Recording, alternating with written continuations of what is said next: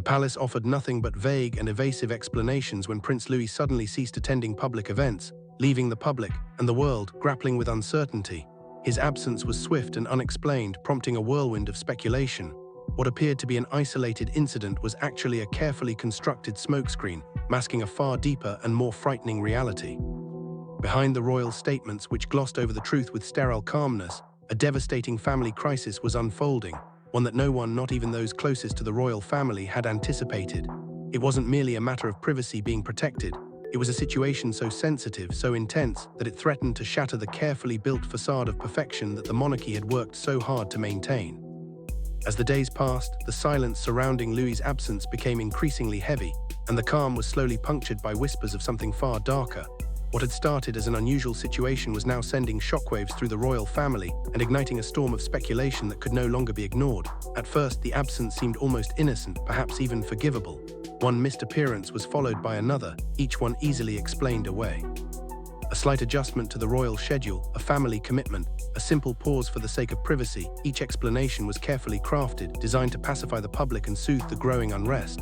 The palace issued statements of reassurance, with practiced smiles and familiar, well-worn phrases that had always been used to maintain a sense of calm during times of uncertainty. Regular education, family time, and a child growing up behind the scenes. These were the words that flowed like a balm, meant to comfort the masses and offer the illusion of normalcy. However, for all the polished rhetoric, the public was left with a sense that the words were hollow, designed not to inform but to obscure. Each phrase, carefully chosen, acted as a barrier, constructing an invisible wall around the truth. But behind that wall, the questions were piling up. What was truly going on behind the palace doors? The public had come to expect transparency and openness, yet with every passing day it became clear that something far more troubling was taking place. It was as if the clock was ticking, with each unanswered question growing louder, demanding to be heard. From behind the well-curated walls of the palace, a wave of concern started to sweep through the public, growing in intensity with every passing hour. The timing of Louis's absence felt oddly orchestrated. It wasn't a gradual retreat, something that could be easily brushed off or explained away. No, this was abrupt. A sudden, final decision had been made, and it was as though a switch had been flipped. Everything seemed so perfectly executed, so precise. A plan had been set in motion, one that had been carefully crafted for reasons far more serious than anyone could have anticipated. In the world of the monarchy, every action is calculated, every move deliberate. So when the palace began to provide these evasive explanations, the public couldn't help but sense that something was not right. It wasn't just that a royal child had missed a few public appearances, it was the methodical nature of the disappearance, the careful way in which everything had been staged to keep the truth hidden. This level of precision, this kind of well-constructed narrative, was never by accident. It always meant that there was something much deeper, much darker, lurking beneath the surface. And though the palace hoped that the silence would be enough to protect them, the world outside had begun to take notice. It was clear that this wasn't just an innocent break from royal duties, it was a calculated move, a strategic decision to conceal something far more troubling than anyone was being told. In the days that followed, the facade began to crack. What had initially seemed like a series of innocuous adjustments, just a missed appearance here and there, suddenly took on a much more sinister tone. And as the public demanded answers, it became painfully clear that the palace had hoped to keep the truth hidden for as long as possible. But the silence, which had been so carefully constructed, was starting to break apart. The walls that had been built to keep the truth contained were beginning to crumble under the weight of the questions that were growing too loud to ignore. And as that silence gave way to whispers, the world began to understand that there was far more at stake than just the disappearance of one royal child. Speculation surrounding Louis's disappearance quickly took on a life of its own across social media and news outlets. What had initially been brushed aside as cruel and unfounded imagination began to morph into something far more unsettling. As posts were quietly deleted, social media accounts grew eerily silent.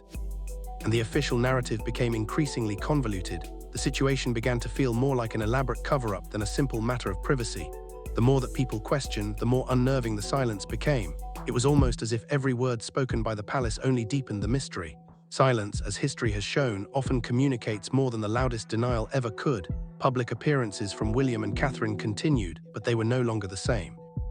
They stepped into the spotlight with faces that were eerily composed, their expressions a careful mask of calm. Their once authentic smiles seemed fleeting, hollow, as though they were preparing for questions they had no intention of answering. Their eyes, usually full of warmth, now swept the crowds in a distracted manner, their gazes moving over the people but never truly connecting.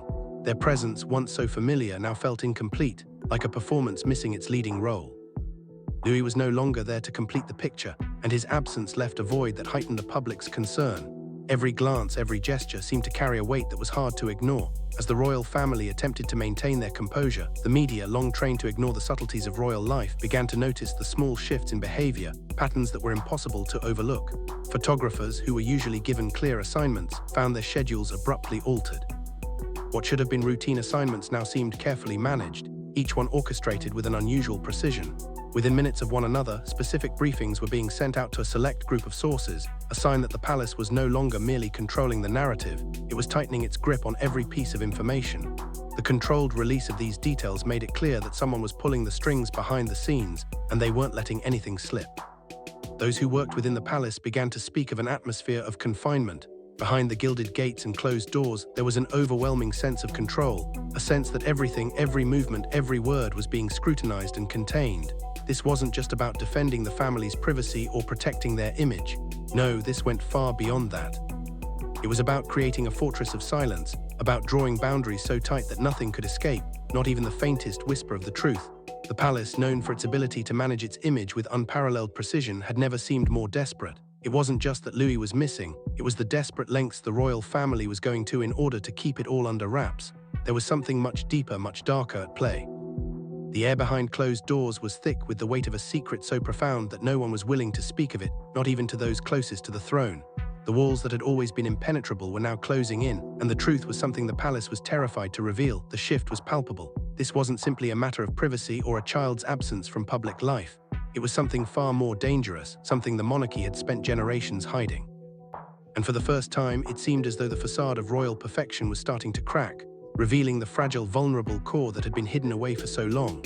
The more the palace tried to control the story, the more the silence became unbearable.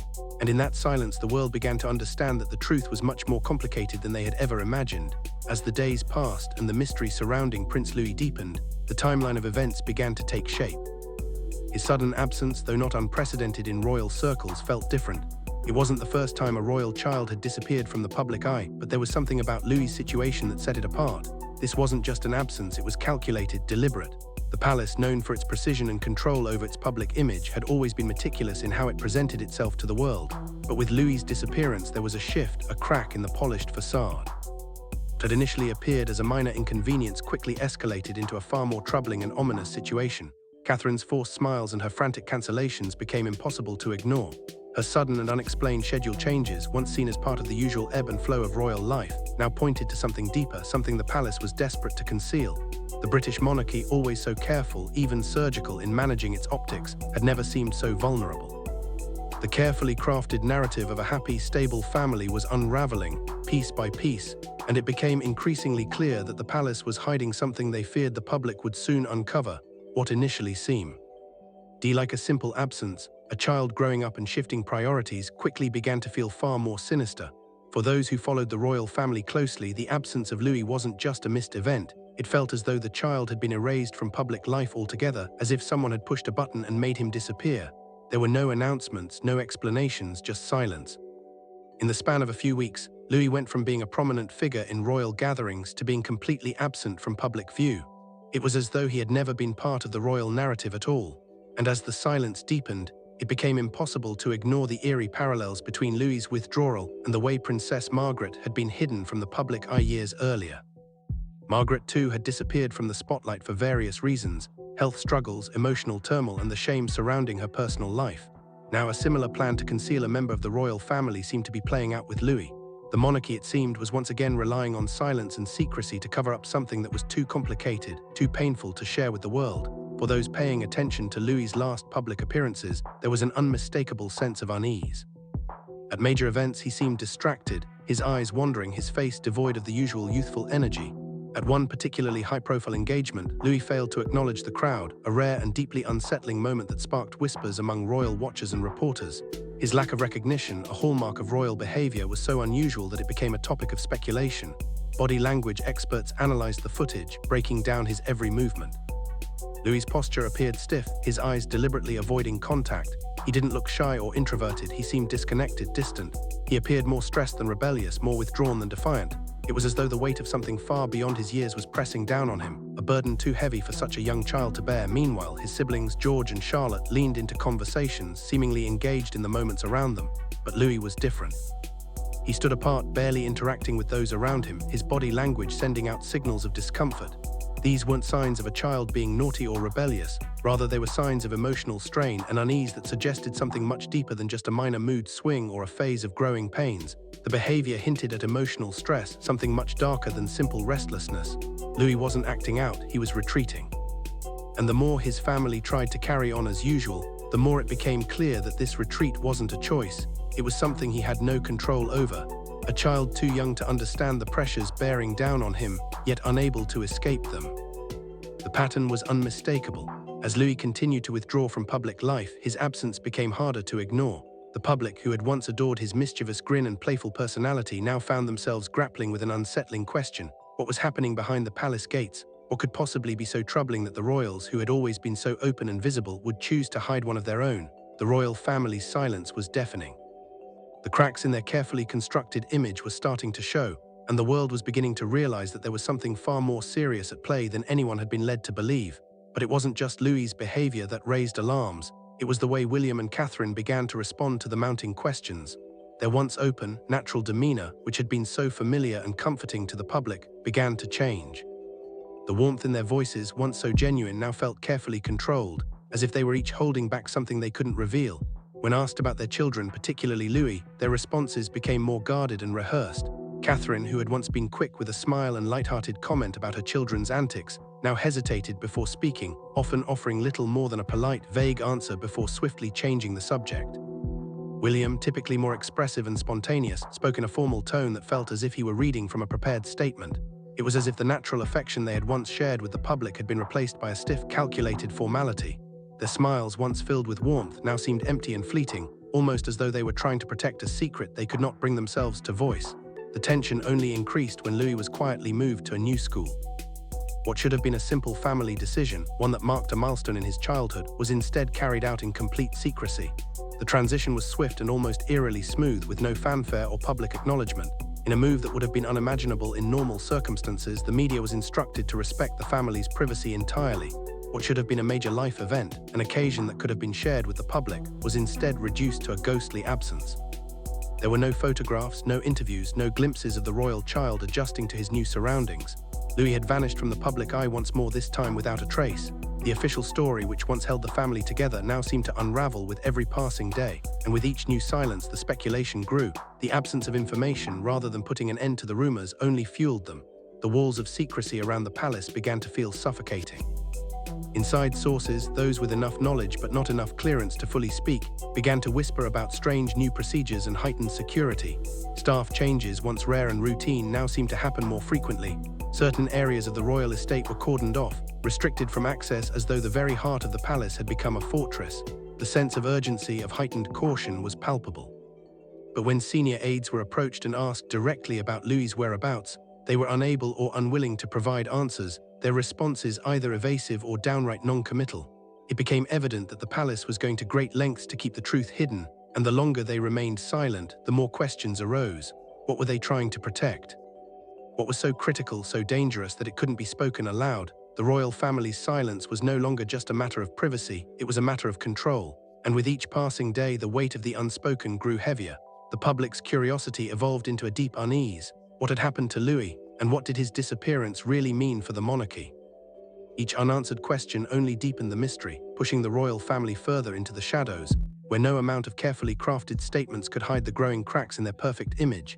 It became increasingly clear that whatever was unfolding behind the palace gates was far more delicate than anyone had been led to believe. What had initially been presented as a minor issue, a child struggling to adjust to royal life, was slowly morphing into something far darker, more complicated. If mishandled, the situation threatened not only Louis's well-being but the very stability of the monarchy itself. This wasn't just about a young child overwhelmed by the pressures of his position. It was about a family secret so sensitive that its exposure could bring the entire institution to its knees. Silence, secrecy, and distance had long been the royal family's shield, protecting them from the vulnerabilities that lay hidden beneath the polished surface of royal life. But now, with every passing day, the cracks in that facade were becoming harder to ignore. Behind the towering, guarded walls of the palace, the royal family was keeping a deep, well-guarded secret, one that had been known to only a select few. Beneath the grand halls, hidden from the public eye, was a medical wing designed for the most dire of circumstances. It was more secure than any hospital, a fortress of silence and secrecy built to protect the family from the most extreme situations. It was a place where no one outside of the inner circle was allowed to go, a place where the truth could be concealed, hidden from prying eyes. Weeks before the public even became aware of Louis's sudden absence, he had been quietly moved to this secure medical facility. There were no official announcements, no press statements, no records. Just a discreet transfer conducted under the cover of night, with everything kept hidden from the outside world. The family members who knew the truth began arriving after hours, slipping in and out through side gates, their faces grim and their movements cautious. Catherine especially was seen leaving the medical wing late into the night, looking pale and shaken, as if the weight of the situation was beginning to break her down. It was clear that whatever was happening, it was taking a far greater toll on her than anyone could have imagined. Louis wasn't simply receiving treatment for a minor ailment. This was no ordinary medical issue. What was unfolding behind those palace walls was a crisis, one that required the attention of specialists in rare developmental disorders, experts brought in under the strictest confidentiality agreements. Each visit was shrouded in secrecy, with the family making every effort to ensure that no details were leaked to the outside world. What was happening wasn't something that could be easily explained away. It was something far more significant, far more troubling than a simple childhood illness. What was being treated was a genetic condition, a silent illness that had been hidden within the royal family for generations, a legacy that had long been believed to have been eradicated. Yet it had resurfaced, and with it came the potential for devastating consequences. As the days turned into weeks, the truth began to emerge, not just about Louis's health but about the monarchy's deepest, most guarded fear, a hereditary condition that had haunted their lineage for centuries. Traced back to Queen Victoria's bloodline, this condition was linked to a disease that had once caused political chaos and upheaval throughout Europe. Hemophilia, the very disease that had toppled dynasties before. For centuries, it had remained a shadow over the royal family, a secret that had been carefully kept out of the public eye. And now, with Louis's condition, that shadow had returned, threatening to destroy everything. The royal physicians, who had long believed that this genetic strain had been eradicated, were stunned by the discovery. This wasn't just a developmental delay or a simple illness. It was something far more serious, something that could have far-reaching consequences, not only for Louis's health but for the future of the monarchy itself. Hemophilia had the power to destabilize the royal family, to unravel the very fabric of the institution. It was a disease that had claimed the lives of heirs and brought down entire royal families in the past, and now it was threatening to do the same again. For the monarchy, this wasn't just a medical crisis, it was a political one. If the public were to learn the truth, it could shatter the royal family's carefully curated image of invulnerability. The very foundation of the monarchy, built over centuries, could crumble in an instant. The stakes were higher than anyone could have imagined, and every decision made behind the palace walls became a matter of life and death, not just for Louis, but for the future of the monarchy itself. Inside the palace, the stakes had never been higher. With each passing day, more questions about Louis's future emerged, questions that were no longer abstract or theoretical, but deeply urgent and real. Would he ever be stable enough to assume royal duties? Could the monarchy count on him to carry the weight of his heritage?